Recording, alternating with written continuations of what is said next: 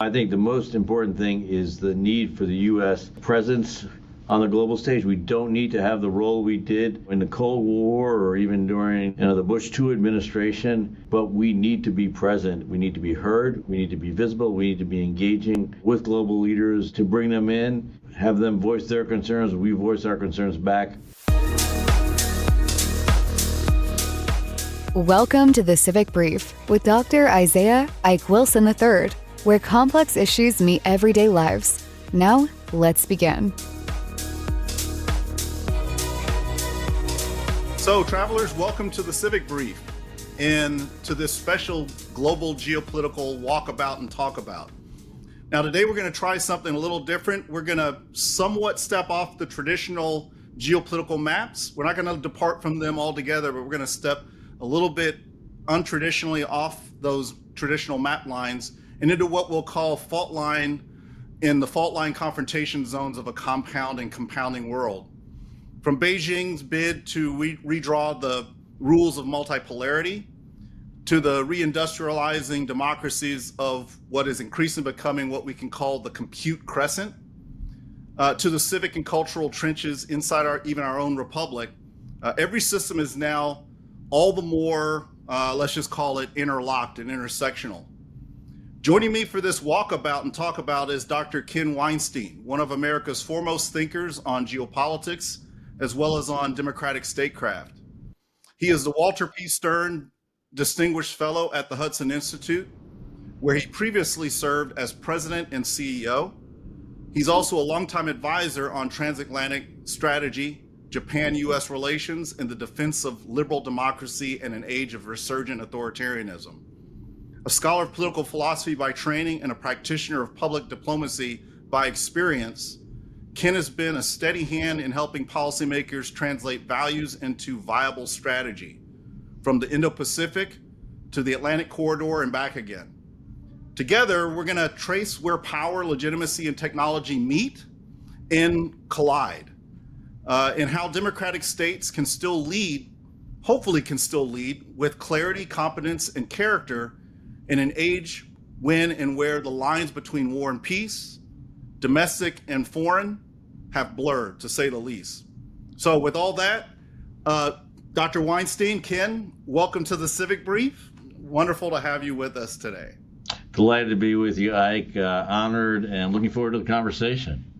Outstanding. What I thought we'd do, Ken, and we're going to try to think about this metaphorically. Consider us, I'm an old pilot back in the day, so we're going to start at about 60,000 feet, and we're going to go around the globe, and we're going to take a broad perspective, and then we'll come down in 3 steps at altitude-wise, if you will, and spend eventually some deep dive times in some of the more conflicted and compounding areas of the global map. None better than you, Ken, to take this flight with me. What I'd like to do first is, again, at that 60,000 foot altitude, turn the mic over to you.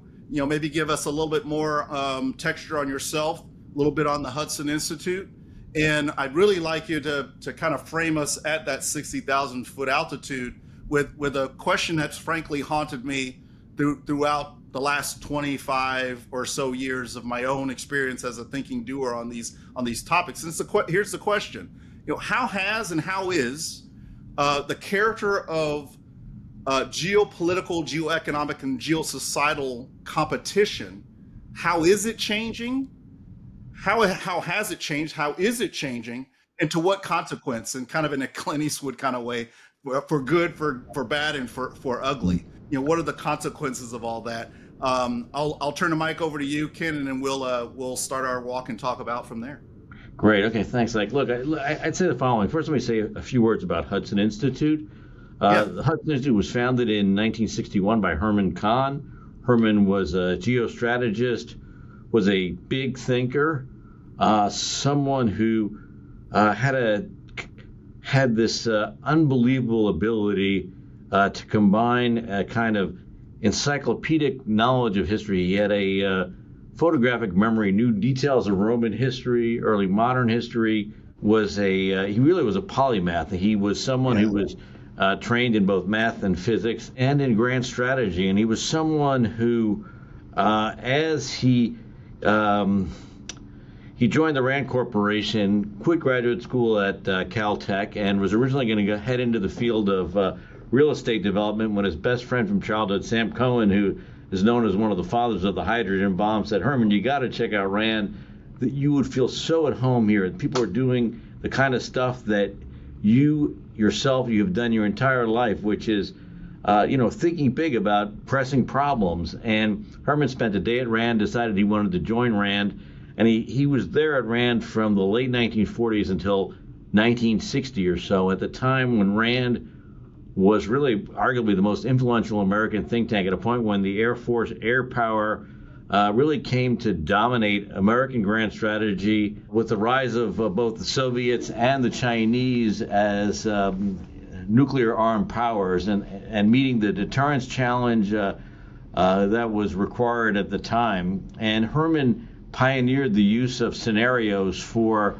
policy making, first on the nuclear side, and eventually he took the same sort of ideas on to the international economic side, because Herman had this belief that doing net assessment for a nation required understanding not simply the weapons that a nation had, not simply its strategic intent, but understanding both the direction of its demography as well as economic innovation. And Herman founded the Hudson Institute in 1961 to be an organization that would do work on both the defense and economic side using scenario planning. Herman's idea was, if you get the big picture right over the long term, the smaller picture will fall into place. And very early on, he did a study for the Pentagon looking at whether the United States whether Japan would develop nuclear weapons or not. And the most important thing he did in that study was he realized Japan was growing at 8% a year economically, and that it was being compounded, and that over time Japan would become the world's second largest economy. And the study, he argued, sure, Japan could build a nuclear weapon relatively quickly if it needed to, if it chose to, but the most important thing that came out of the study was the focus on both the economics and innovation in Japan. And this was sort of no slight on the great Paul Kennedy, Ken, but correct if I'm wrong. This was, what you're explaining here, was at least a good 20 years prior to the fall of the great powers, by Paul Kennedy. Absolutely. 1962 is when Herman did this study. All of a sudden, Herman emerged in Japan, became a major figure, met with every prime minister until his death in 1983. There was even in the Japanese standard high school textbook a line about Hudson Institute and Herman Kahn predicting Japan's economic rise. Gave great strength to the Japanese as they rose to become this major industrial and innovative power, because they saw that others believed in them. And it came about right at the time, the study was right before the 64 Tokyo Olympics, which really marked the emergence of Japan on the global stage. It's when the Shinkansen was introduced to the world, the bullet train, and a number of other Japanese innovations. And it also came at a time that General de Gaulle, then president of France, was dismissing the Japanese Prime Minister Ikeda as a transistor salesman. And this gets back to our broader theme, which is, Herman understood how technology, innovation, demography all interlinked in the new world of geostrategy. So he founded Hudson in 1961. I joined Hudson in graduate when I was finishing up my PhD in 1991. I've essentially been here ever since. For years I was a fellow, then I was a vice president, then I was chief operating officer, then I was CEO, then president and CEO, and now I'm the Japan chair here at Hudson. My work largely focuses on the Indo-Pacific, but we are now living in an incredible and unprecedented time period, as you noted, and part of it is the democratization in some ways, if you will, of foreign and defense policy. We see the rise of both asymmetric warfare as quite effective. We're seeing it now in Russia, Ukraine, where you see the Ukrainians building up drone forces that they're often building right next to the battlefield, and have given them at times an advantage over the Russians, who were widely considered the world's third largest army, maybe second most technologically advanced army. And we've seen the implications of all that. We have seen as well the impact that international economics is having on strategic competition, whereby we've seen the Chinese attempt to dominate emerging fields of technology, from solar to nuclear, to quantum, to AI, to autonomous vehicles and the like, and the pressure that's putting on the United States and its allies to compete oftentimes against a state-subsidized economic model that has significant advantages over the free market and this kind of competition.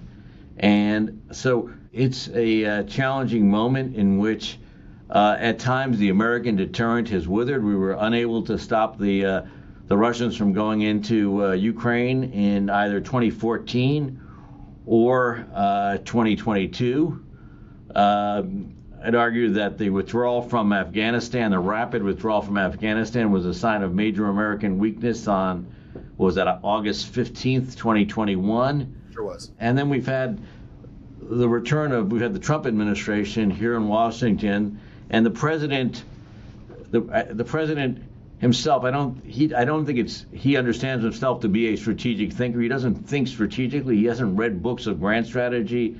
He is an instinctive leader, but I think he fundamentally understands deterrence. It's something I think that comes out of his real estate activities, his activities in the business world. He knows when to step away from the table. And we have seen the president in his second term. We've seen him bomb the Iranian nuclear program, the incredible attack on June 24th, 2025, which I think no one at the beginning of the Trump administration would have expected. We've now seen the aggressive actions against Venezuela, but more importantly, we've seen the president become involved in a whole series of peace negotiations since the beginning of his administration. Most recently, between Thailand and Cambodia. So it's been a remarkable few months of an administration where the president has not laid out a grand strategy. He certainly talked about the need for rebalancing the global system so that more of America's allies pick up the burden, and that's certainly been the case. We've seen now with the NATO alliance, for example, the Hague summit, in which the NATO allies agreed to spend 5% of GDP on defense by 2035, 3.5% for hard defense, 1.5% for infrastructure and the like, in exchange for a strong guarantee of Article 5. We've seen the German Prime Minister suggest that the United States sell defense equipment to Europe that could be turned over to Ukraine. We've seen so many changes going on, and now we've got in Asia new leaders in both Japan and in South Korea working on deepening their alliances with the United States at a time when Xi Jinping seems more truculent than ever. So it's a time of immense change, immense challenges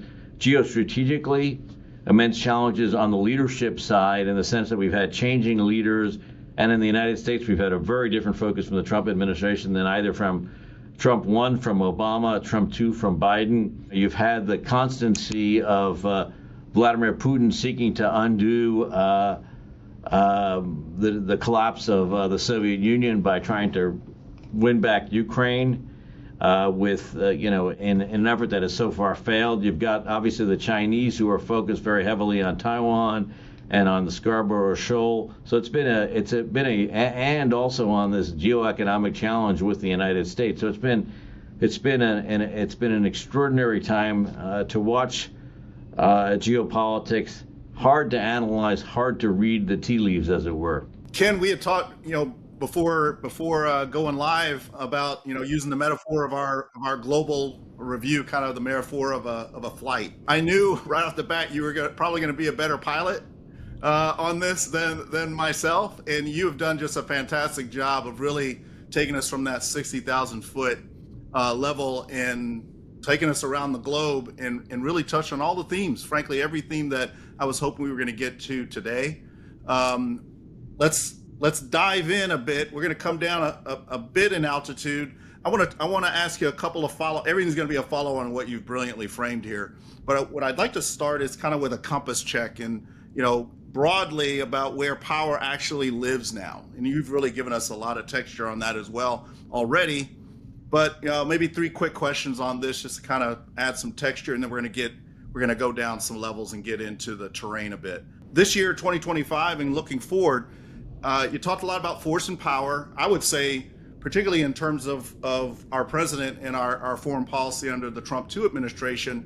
What we talk a lot about, and I hope we can put some texture on it, strength through power, right? Strength through power, power through strength, and maybe unpack that a bit. Where in that respect do you think power really sits today? Have we seen a tectonic shift in the relationship between force and power? Are there different commanding heights, equities, and key nodes that perhaps maybe the previous traditional models of analyzing geopolitics, geoeconomics, societal affairs, geostrategy writ large, or maybe just not picking up on those indicators? Have the commanding heights changed at all? We think about chips, we think about data clouds, energy grids, the public trust, right? Maybe some thoughts on that. Big thoughts on that. On the eve of the AI era, yeah, the big data era. Big data played a big role, obviously, in the first Gulf War. It played a role in the second Gulf War. It's played a role in any number of. It's played a huge role in the Ukraine war, certainly, and in the Gaza war as well. But we're now sort of approaching kind of new commanding heights in this area where we see the growth in AI data centers around the world, the amount of investments that's going in, not just in the United States, not just in China, not just in Japan or the UK, but all across the globe. And this is one of these partly democratizing factors where I think over time, with the spread of small modular reactors, increasing reliance on LNG, that there'll be an ability to power up data centers around the globe in ways that we currently cannot imagine as we move into the next decade, where I think you will have nations increasingly having almost a 360 data awareness of what's going on in their own area. Yeah. Now, there's some countries like the Chinese who use this data awareness to spy on their own citizens, and we'll see increasingly that occurring in authoritarian countries as well that choose to act this way. But and that's sort of, and the question is, will the United States win the AI and quantum war against China or not? I tend to be more optimistic that I think our engineers are more creative, that they're used to operating in a freer environment, that they're able to incorporate more data in. But the Chinese are just killing us in terms of the number of university graduates that they are producing in engineering. We're producing lawyers, we're producing people who want to go into finance. We're not producing enough people in the hard sciences as of yet who can help us really to kind of lock this thing up.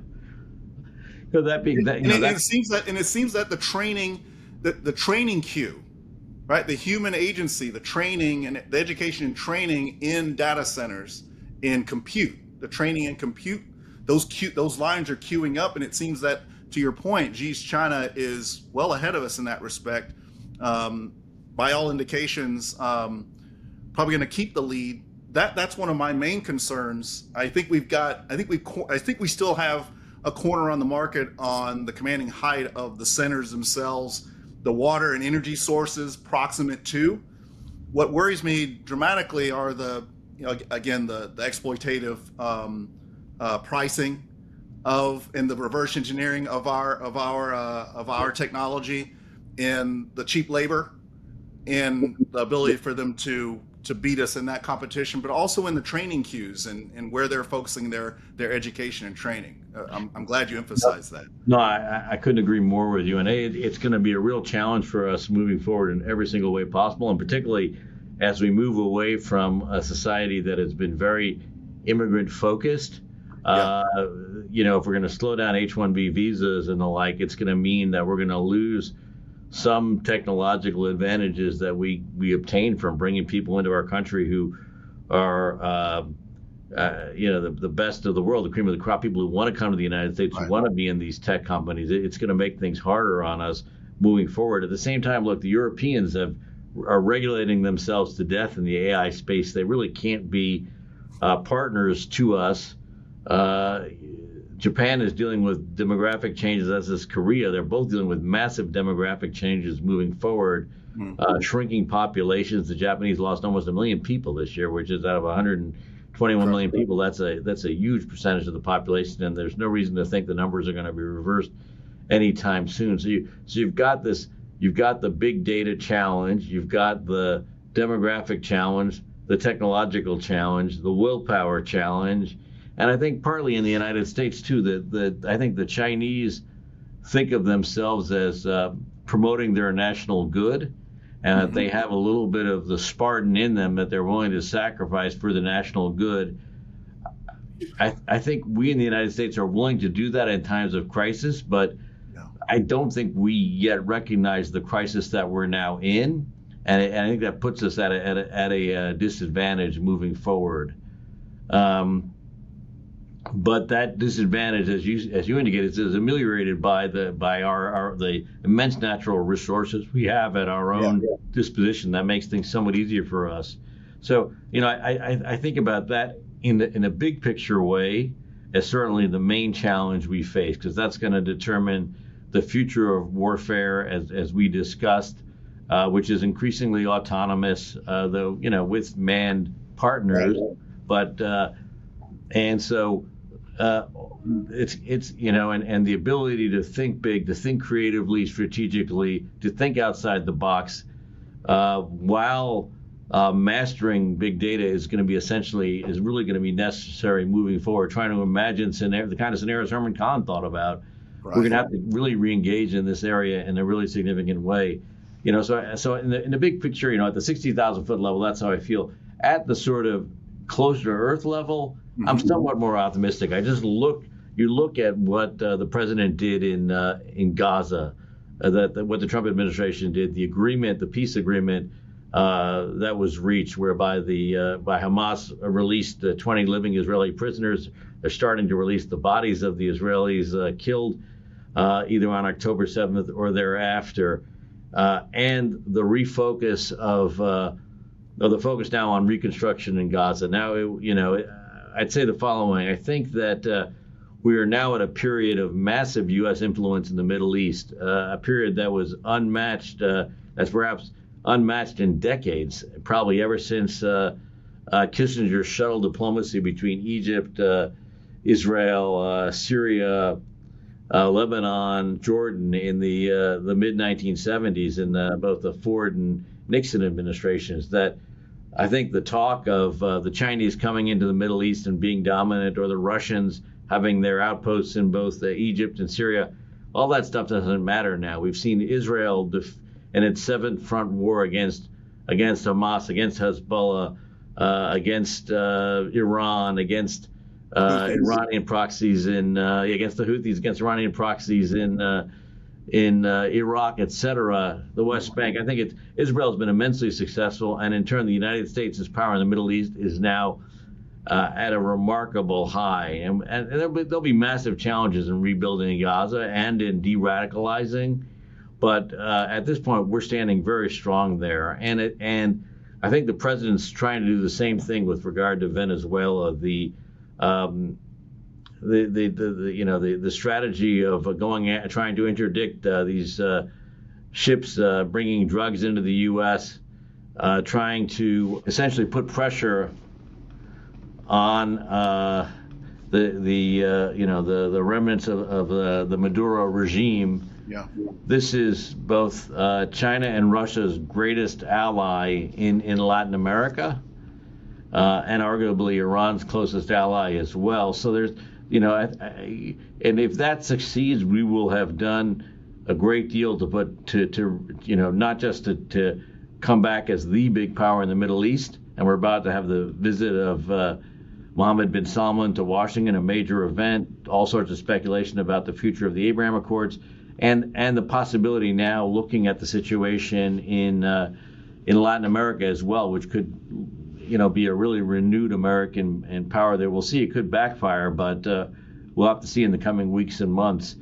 That on top of, I think, a reinvigorated NATO alliance that, there was all sorts of speculation when President Trump came back to office that the NATO alliance was in severe difficulty, that Trump might even pull forces out of NATO or pull the U.S. out of NATO, which was just ridiculous hypothesizing. In the end, we saw the. Well, I don't know, Ken. I mean, he did make certain statements and signals that he did have that on the table. I think hindsight being better in 2020, I think we should give the president credit for not taking anything off the table, including walking away from an alliance that is proving insufficient as a strategic lever. I mean, I think credit where credit's due there, but he did make statements himself that we might withdraw.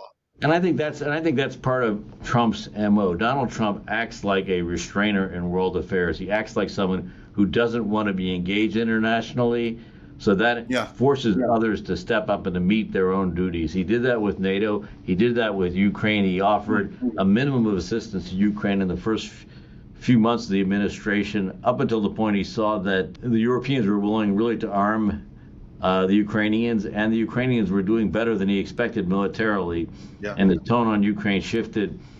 And I think he's similarly doing the same thing in the Indo-Pacific, where he has been critical of the Taiwanese.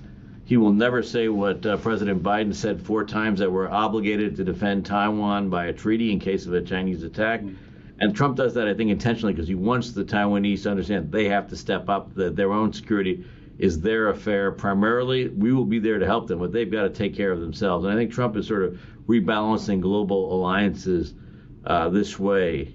But the noise, as it were, and the distraction that goes along with those who try to interpret the president, and sometimes what the president says, certainly makes the challenge of grand strategy very complicated for both America's allies and even for some observers of the president himself, who I don't think they fully understand what the president is trying to do. And so they will take some of these. President Trump tends to think out loud when he's doing strategy and doing policy, which is very different than our past presidents, who often made very cautious remarks before saying anything.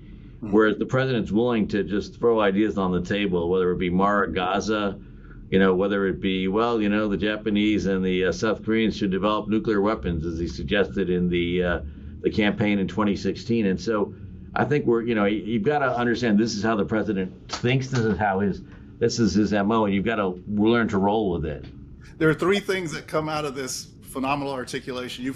We're off path, off glide slope now, to stick with the flying metaphor, Ken, as I hope we would be. We talked about no plan, surviving first contact. So we're going to kind of dive into some of the areas you've put us. 3 things come to mind. Is to your last point here, to your latest point, is there a creativity? Are you saying there's a creativity to the destruction in terms of a creative destruction kind of approach to a Trump? Let's call it a grand strategy, if you will.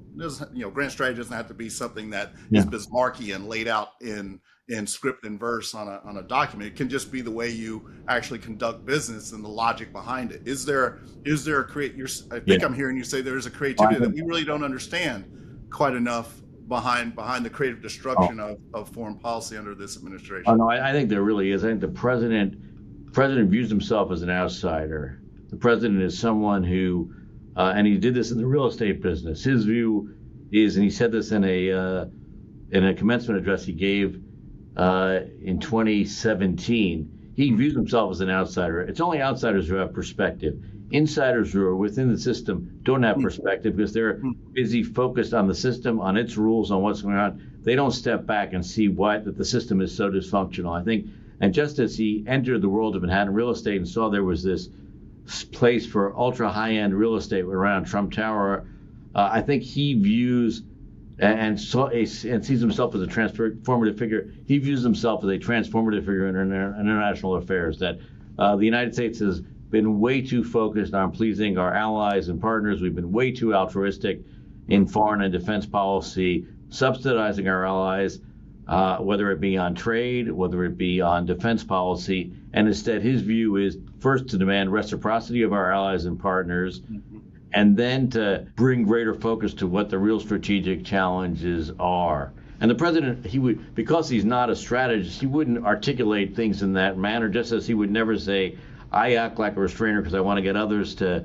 step up. But I think this is kind of his view of the NATO alliance was dysfunctional. It was the United States subsidizing the national security. It was American taxpayers subsidizing the national security of Europeans who in turn chose to spend their own money on the social welfare state rather than on national security. And now he's trying to bring them back to focus on national security. And I think the same in the Indo-Pacific. He wants the Japanese, the South Koreans, the Philippines. He wants Taiwan, and increasingly Indonesia, really to focus on their hard security needs, and to be prepared for the potential of a China contingency. But he understands the United States is going to have to be there for these nations to succeed in meeting this challenge, but those nations have to be there first for themselves.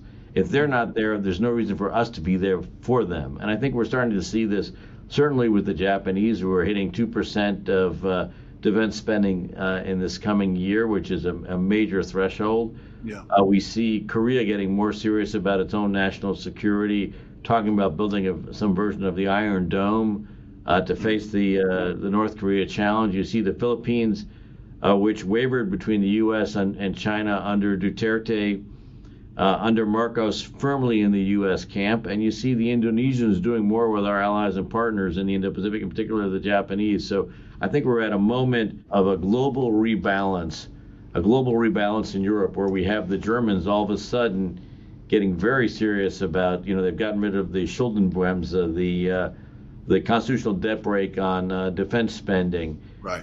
They are now talking very seriously about becoming a defense exporter or defense provider. I think we're going to see more and more of the Ukrainian defense supply chain linked to the German defense supply chain. I think this is, and as Germany moves more of its manufacturing out of the auto sector, which is weakened because of the rise of China as an automotive manufacturer, which the Germans themselves arguably contributed to, you're going to see the rise of an incredible high-tech German defense industry. We're seeing similar moves in Japan, where the Japanese have gone to 2% of defense spending, going to 2% of defense spending, are getting very serious about industrial security, information security, cybersecurity, and are really willing to step up in a big way to meet their own defense challenges. And so the Japanese just won this bid to supply Mogami-class frigates to Australia. There are other nations that are interested in Mogami-class frigates. We're sort of at a moment where countries that have been out of the defense business are now getting back into it, on both the hard defense side, on the dual use side, and all this bodes well for the United States and its allies. The more that our allies do, and the more they do with each other, it lessens the burdens on us. It creates more interstices. It creates, stronger bonds between our allies, and it makes our lives easier. So we're seeing the Japanese working very closely with the Brits, with the Indians. I'm sorry, with the growing ties with the Indians, but I meant the Italians. Right. We're seeing deepening ties with the Australians, with the Philippines, and so it's an exciting moment. We see the Brits also stepping up with the Japanese and with other U.S. allies, with the Koreans and the like. So I think we're at a moment of a strategic turn, and I think the president deserves credit for bringing the strategic turn about, in part because he has, and I believe it's intentional, sown doubt about the future of the U.S. deterrent. I think it's intentional. I don't think he would. I think he understands deterrence. It's just my gut instinct. But I think he does this in order to get others to step up, and that enhances our deterrent. I think you've probably given the answer to the question I want to ask to kind of bring us back, to help our listeners, our fellow travelers, get a better understanding of what often is articulated by the administration of peace through strength. Yeah. Right? You've given a great expression of that. Maybe a little bit more on is this what peace through strength looks like, and a bit more on the articulation of how this administration is defining strength. Yeah, no, that's what it means to me. I think the president, the peace through strength was, of course, the term that Reagan used, right. That was emblematic of the Reagan administration. That's right. I think in those years there was less of capacity to engage in the sort of tactics that President Trump engages in, that put pressure on our allies and partners. There could not be an inch between us and our allies when we were facing the Soviets, because of both the Soviet weapons challenge, but also the public opinion challenge in Western Europe in particular, where left-wing political parties were oftentimes co-opted by the so-called Soviet-based peace movement that talked about the possibility of peace and coexistence if the West would disarm or weaken its defense posture. So my sense today on the peace through strength question is I think the president believes in the use of force. We saw it under Trump 1.0 when he had Xi Jinping present at Mar-a-Lago for a dinner, and the president announced during the dessert course that the United States was striking at targets in Syria because President Assad had used chemical weapons. And I think it's that kind of use of a peace sort of show of deterrent that really matters to Donald Trump. Mm-hmm. And, in this administration, we've seen it with regard to the Houthis. We've seen it with regard to the Iranian nuclear program. We're seeing it with regard to Venezuela, that the president, understands that a deterrent there's no reason to have the B-2 bomber if you're not going to be willing to use it, essentially. Yeah. And the bomber had never been used. I remember I am 64. When I was in high school in the late 70s, and we were talking about the B-2 bomber and building it. Yeah. And, we're finally, 40 odd years later, we're finally using it. And so I think that's the president's understanding of things, that he wants to use his toys if he can. And that also bolsters the deterrent. And I think you can argue that the peace in the Middle East would not have been achieved were it not for the U.S. attack on the Houthis, the U.S. attack on the Iranian nuclear program, the U.S. standing firmly with Israel as it took on Hamas, because people understood that, President Trump, you don't want to get him angry because he's really willing to use force, and he understands that.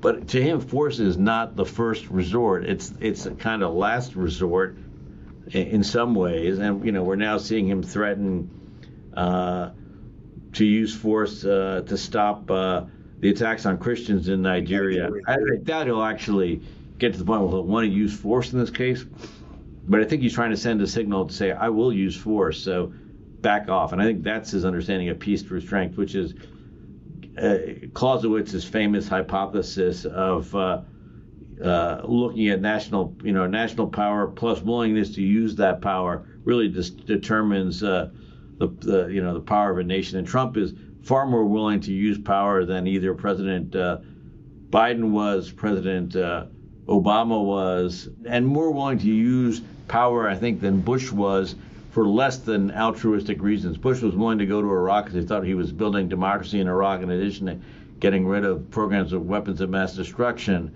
I think Trump is more willing to go to war to pursue national interest. Interesting.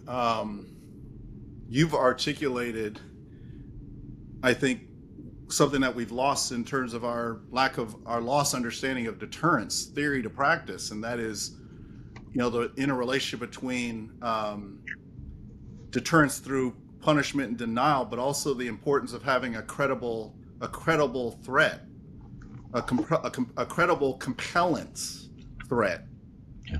That is the undercarriage. And I think you've given a great articulation, a very sound, logical articulation of the use of force, not to just play with the toys, if you will, but as a logical, rational building of a baseline of credible, compellant force, so that you can do the T.R. Roosevelt thing, walk softly, not just carry a big stick and be able to walk softly because you carry a big stick, but every once in a while people know that you have the rational will to actually lay the stick down on cause. Oh, absolutely. Yeah. And Trump's issue is he doesn't like to walk softly. Right. Let's face it. And so, but when he does, like when he decided to bomb the Iranian nuclear program, and then he said he'd make up his mind in the next 2 weeks. I mean, my gut instinct was he was going to bomb them because we were heading into the NATO summit. We had already seen the G7 summit. The president left early. And for all these world leaders, the G7 summit is like the Super Bowl, the World Cup, the World Series, the NBA championship, the heavyweight championship, wrapped into one. The president's like, okay, guys, I got to go now. I got a more important problem. And I don't think he wanted his big achievement at the NATO summit to be overshadowed. So it's funny because I think it's a mix of this sort of, it definitely, when the stick needs to be used, it needs to be used, certainly. But then he's also obsessed with making peace, which, seems somewhat paradoxical. in some ways. What do you think his and the administration's vision and articulation of the peace to be made looks like? And is it different? Is there anything unique about it under a Trump America First moment versus the moments of the past, even the most recent past? Now, I do look first. I mean, the president, as like any political leader, he is managing a broad coalition, and the broad coalition runs from people who are restrainers who really feel the United States has nothing to do with Ukraine, shouldn't be engaged in getting rid of the Iranian nuclear program, shouldn't be engaged in trying to bring peace between Israel and the Palestinians, and people who really are kind of the old come home America crowd that we had seen, in the 1972 campaign against Richard Nixon. But then you have a much, and I think I don't think that crowd is that large politically, but I think they're more influential in the administration than they are nationally. Then there is a broader set of people who are, Jacksonian Democrats, as my Hudson Institute colleague Walter Russell Mead talks about. These are people who believe, they don't want the U.S. to be engaged internationally, but when something happens that angers us so much we have to respond, then we act quickly, we act with immense strength.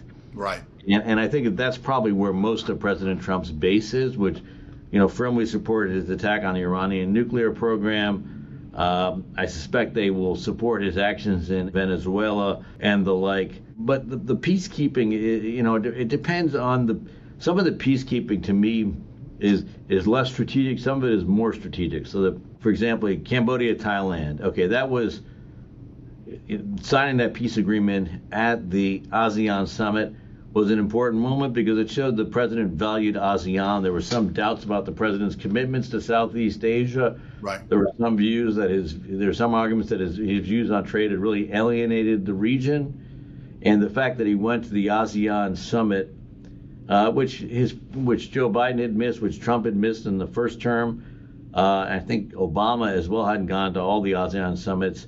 It was important for him to be there because it showed the region that he really does care. But I don't view that peace treaty as necessarily a strategic one.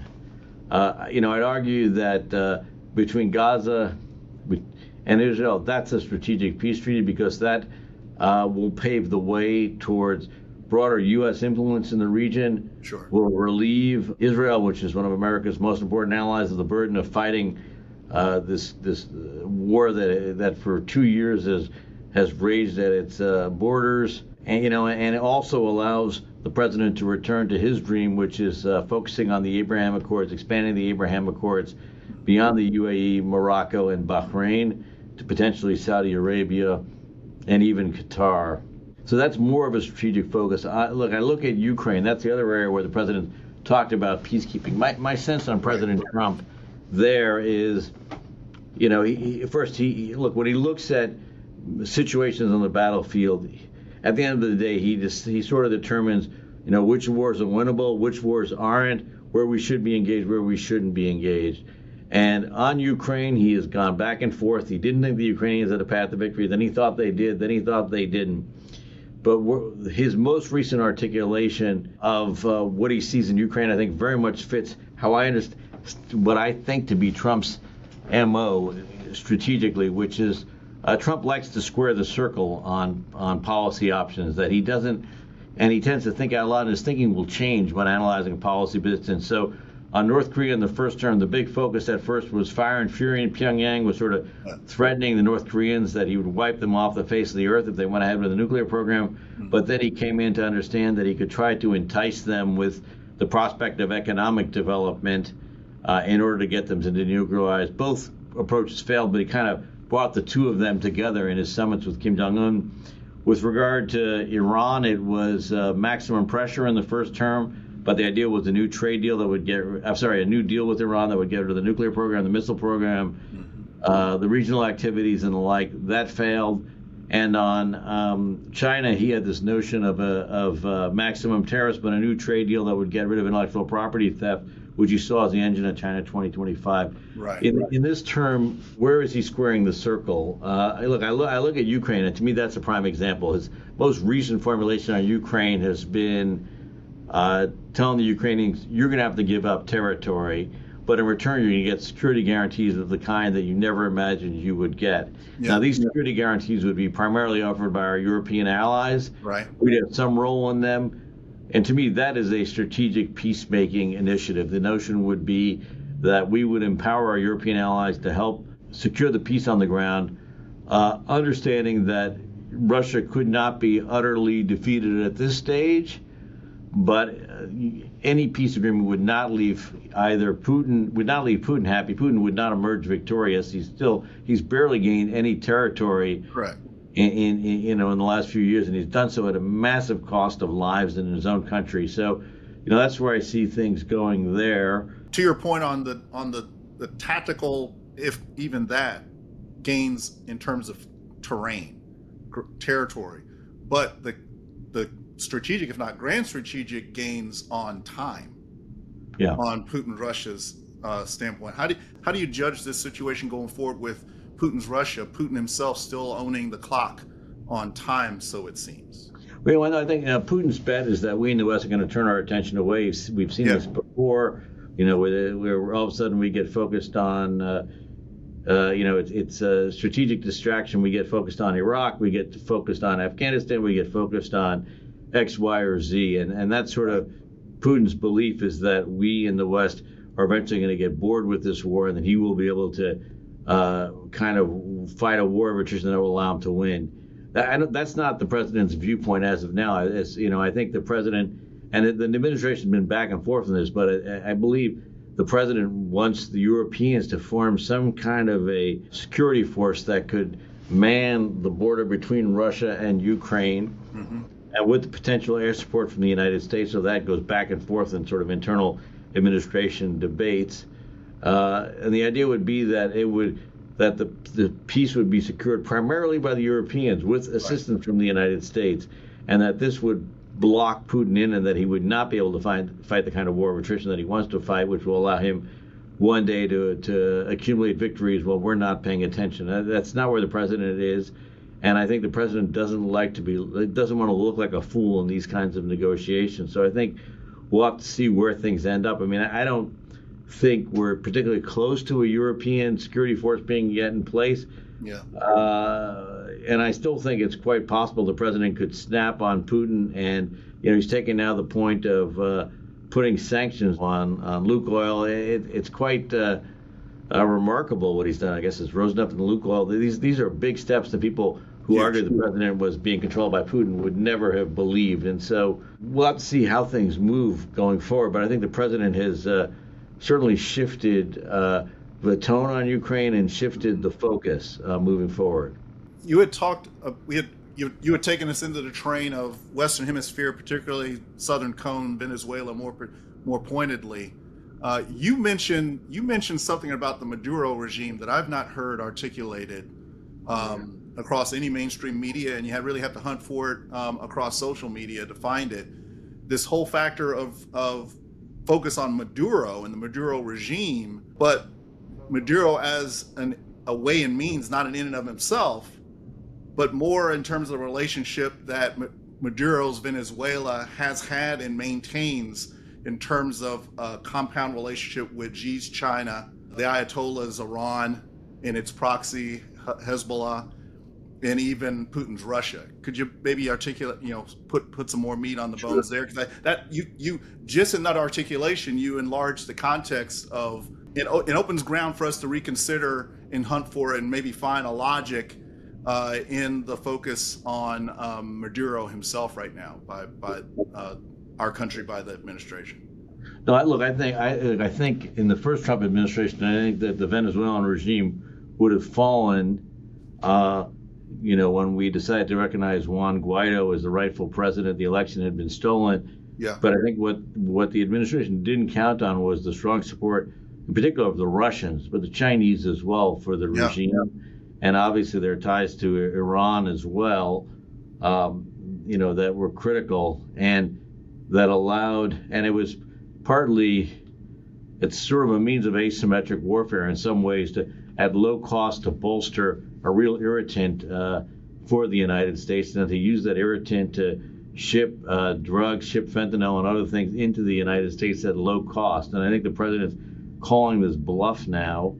And my gut instinct says the president wants Maduro gone, that he's not seeking a kind of regime change whereby there would be any kind of occupation forces or any troops on the ground in Venezuela, but he wants to put enough pressure on the Maduro regime and on Maduro's allies and partners to realize they're better off sending him packing, sending him to Cuba, sending him to Russia, have him live down the block from Hafez al-Assad or something in some luxury compound with all the money that he's stolen, and that will strengthen America's hand in Latin America, will strengthen our fight against illegal drugs, certainly. And I think that there's a way in which our adversaries, the Chinese, obviously are a major source of fentanyl into the United States. It's one of the reasons why the president chose the tariff policy he did as a means to sort of put massive pressure on China to get it to stop stop shipping fentanyl into the United States. And there, the jury is out as to what will actually happen in this, in this battle over fentanyl. But in this respect, a very strategic use of tariff. Oh, totally. As an instrument, a very strategic, pointed, targeted use that is different than just kind of the broad area bombing approach of tariffs across the board. Yeah, no, this wasn't done. Yeah, absolutely. This wasn't done just to bring about. Sorry. Absolutely strategic. Yeah. Whether it has an impact or not, as of yet, it doesn't seem to have had. So, right. And the Chinese have been, they talk in their own publications about fentanyl as being payback for the opium wars. And, we have every reason to think that the fentanyl getting into the United States, a lot of it is being directed by the Chinese, that they are openly involved in making sure it's out there. Do you think the president and the administration would be better served at home here, public communication wise, if they enlarge the context of this focus on the Maduro regime, making the case of the connections, not just the acute connections, but a chronic connection with Xi's China and Putin's Russia and the Iranians? Yeah, no, I think they would. I think there's a skepticism to engage in these kind of communications. I think there's a sense that ever since the Iraq War and the talk of the axis of evil, there's just a skepticism about talking in these big strategic ways that I think filters through the president, and so they tend to be less strategic in their communications. They don't find it especially a credible way to communicate. I would agree that to me, this is one of the things that seems to create such a say-do gap in a lack of an appreciation of the American polity. It seems like on this point alone is where we lose the grandness of the strategy. Any sense of a grandness of the strategy, right? To our own public, and there lies legitimacy, right? Trust and legitimacy. Thoughts on that? I agree. Look, the president's done an awful lot to democratize foreign policy, that he is the one who said that foreign policy needed to focus on the interest of average Americans, that people like you and me sit across the table from people from our allies and partners, and we're willing to make them happy, forgetting about the needs of average Americans who are paying the tab for all these things. And in this sense, by focusing on the interest of average Americans and what our foreign policy was doing, what our trade policy was doing, he really helped democratize foreign policy in some ways. But in this area, it'd be good to communicate more openly about what we're trying to achieve. Agreed. Yeah. Okay, great. I do want to ask one more question and maybe a quick lightning round. Sure. The question I want to ask is, it really lives within the Western Hemisphere and the Venezuela problem set. More broadly, frankly, this whole approach to narco-terrorism and the strikes against the alleged drug boats. Really as a microcosm of everything we've kind of talked about today, particularly in the larger policy frame of an America First, Trump 3.0 in terms of America First policy. This will be the third iteration of America First foreign policy for the United States. Trump second administration, his fulfillment of the articulation during the first term. The questions of legality and transparency of the strikes going on against the alleged narco-terrorism fishing boats, really, butting up against established domestic, U.S. domestic law, international law, and humanitarian law and codified norms. You've given a great articulation, particularly in terms of what we talked about in the Maduro regime, of a rationale there. Yeah.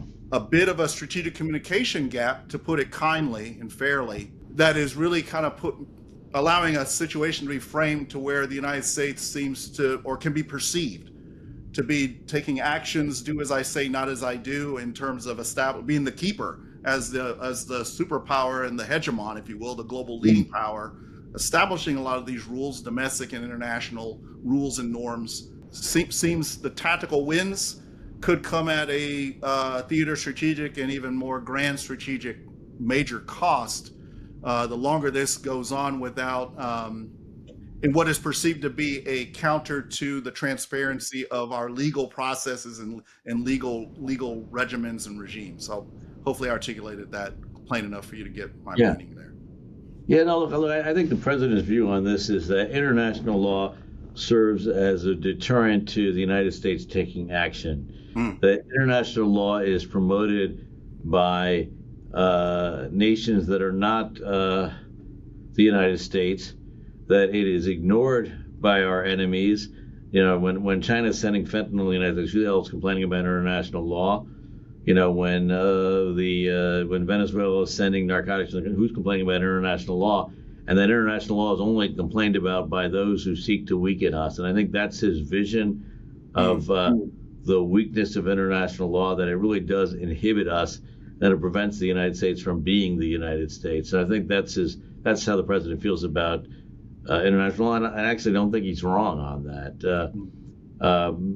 As for standard domestic practice, I think he just thinks it also weakens the power of the presidency at moments when you need to be able to respond in a crisis situation. That's how we understand it. No, I appreciate that, Ken. What immediately comes to my mind is, the geek in me comes out, right? Yeah. John Adams' admonition to us a long time ago of, we intended a country not of men but of laws, right? And it's wonderful when we can marry a coincidence, an effective marriage between the law and the actions of men, and in this case the commander in chief, the chief executive. But it seems to me it becomes problematic for our country founding and framing wise when those two become more discordant. Any thoughts there? Yeah, look, I think the answer for the president would lie. He does not believe that international law at first has the same status as domestic American law to begin with. I think that's a standard position that most Republican administrations, every Republican administration is fair. I would even say, centrist, Democratic world. Absolutely. I agree on that point. Yeah. Then the question becomes, on the constitutionality of some of these actions. I think it has to go to the Supreme Court. I am not a constitutional scholar. It is obviously, I think and where the War Powers Act needs to be invoked or not, I don't have a good sense of it. I'm not someone. I have not looked at that question in decades. It's something that comes up in every administration, whether it be on the Obama, drone campaign. Drone use, absolutely.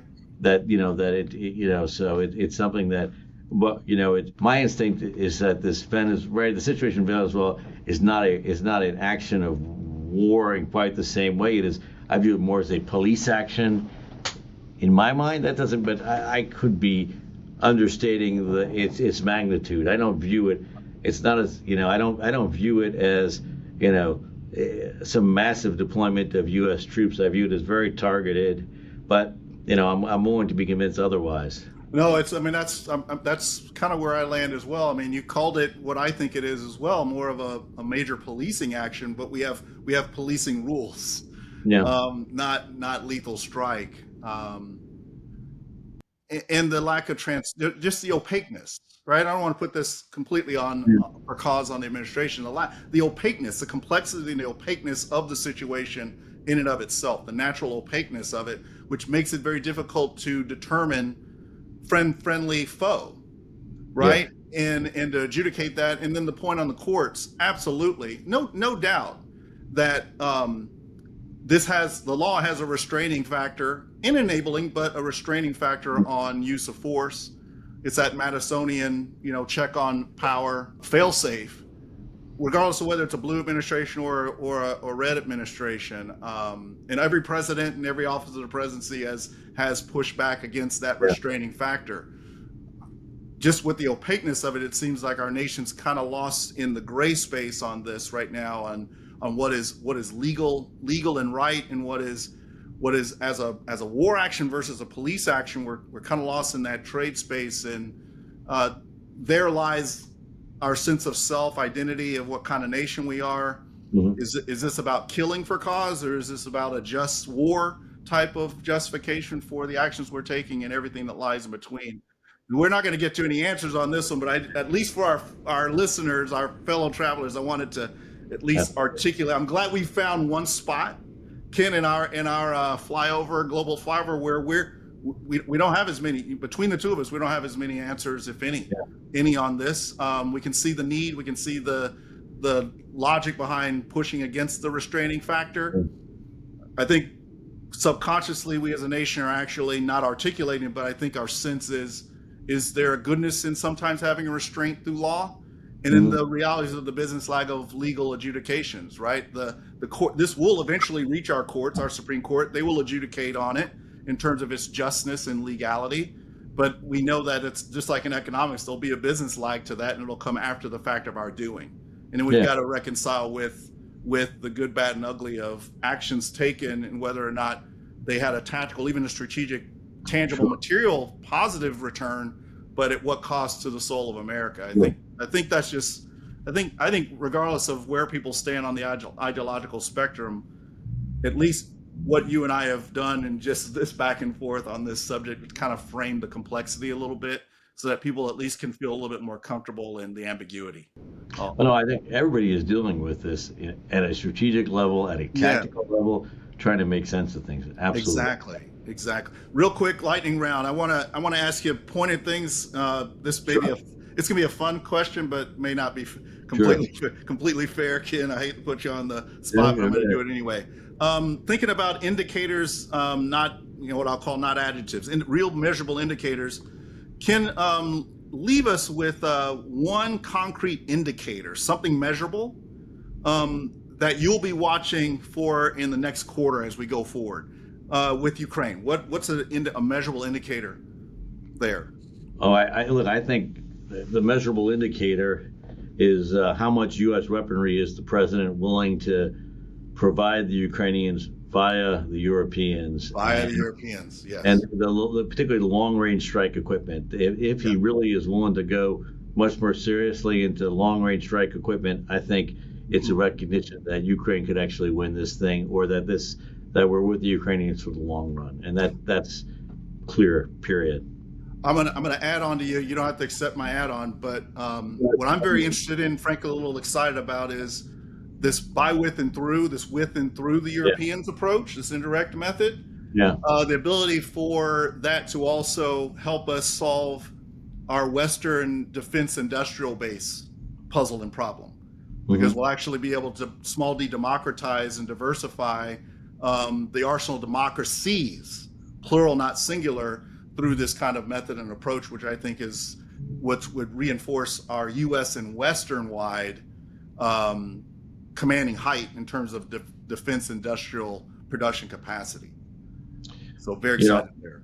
Absolutely. How about Israel-Gaza? One concrete indicator to give us hope going forward. The 20-point plan.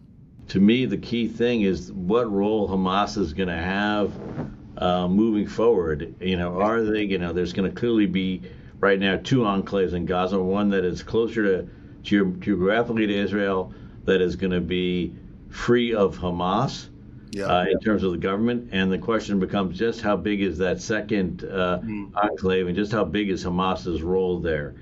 If Hamas can be really defeated as a fighting force, I think it bodes much better for the future of Gaza, the future of of the Palestinian Authority as well. And so that's, to me, the big question right now.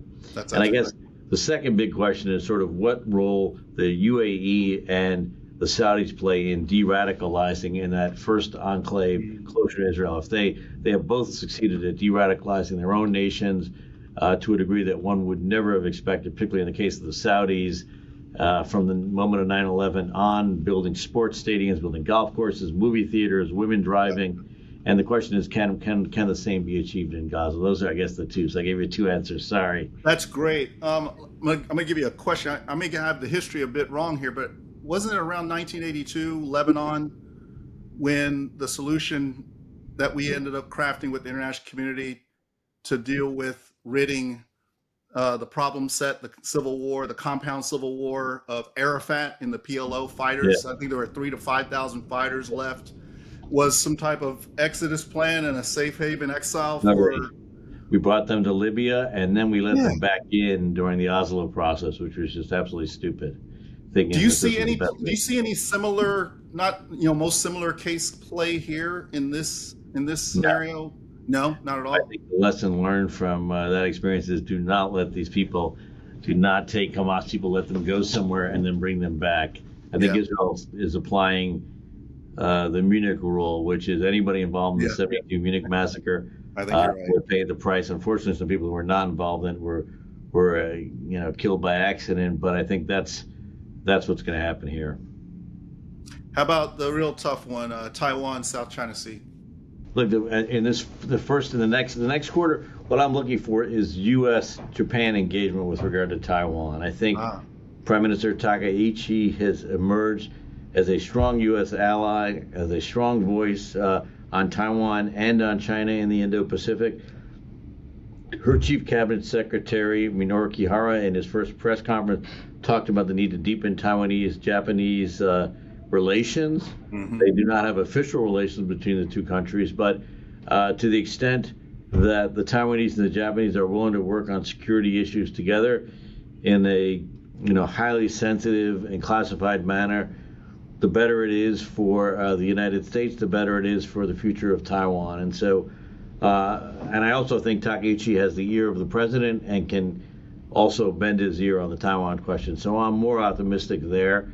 But let's face it, the domestic situation in Taiwan is just disastrous. President Lai of the DPP has failed to really clearly articulate a strong national security focus for his administration, has failed to bring out the support the Taiwanese people should have for rearming. So all these things, it's going to be a challenging quarter, but I think if Takaichi is as effective as I think she is, I think it bodes well for Taiwan, Japan, and the United States. Excellent. Let's end with Western Hemisphere. What about the Western Hemisphere itself? Boy, I mean, the big question in the next quarter, does Maduro survive? If he is gone, in the aftermath of Milei's massive elective victory, I think we're going to start to see a bit of a turn in Latin America away from the kind of populism the kind of anti-American populism, anti-Western populism, which is often funded, in fact, by the Chinese seeking to get rare earths and other materials out of Latin America. And it could really bode well for a resurgence of a better U.S. relationship with the region. Ken, I want to leave you with the last word. As we look across all the regions, what's your single most important takeaway? It doesn't have to be about weapons or wealth, but more about how nations keep legitimacy and restraint in a world that's, put it kindly, constantly bending, right? No, I think the most important thing is the need for the U.S. presence on the global stage. We don't need to have the role we did in the Cold War or even during the Bush II administration, but we need to be present. We need to be heard. We need to be visible. We need to be engaging with global leaders to bring them in, have them voice their concerns. We voice our concerns back. And I think that's, to me, the danger is, I think there was a period I was fearing that the Chinese might go into Taiwan the way, say, that martial law was imposed in Poland, or that Brexit was passed, I don't mean to make, that we all went to bed one night and then we woke up the next morning. It's like, what? What happened? And I don't, and that is not going to happen if the U.S. is engaged in the region. That the Chinese cannot invade Taiwan. They could have some sort of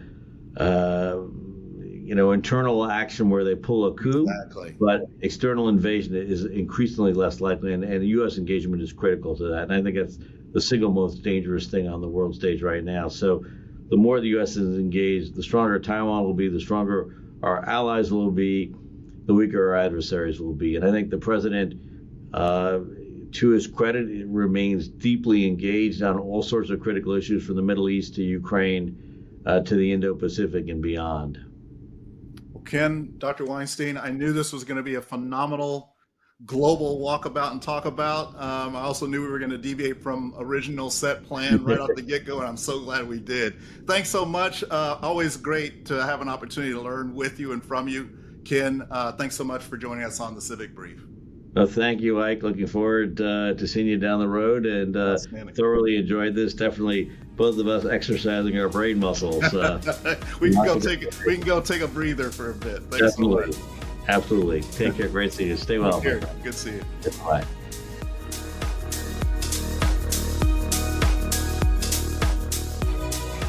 Thanks for tuning into the Civic Brief.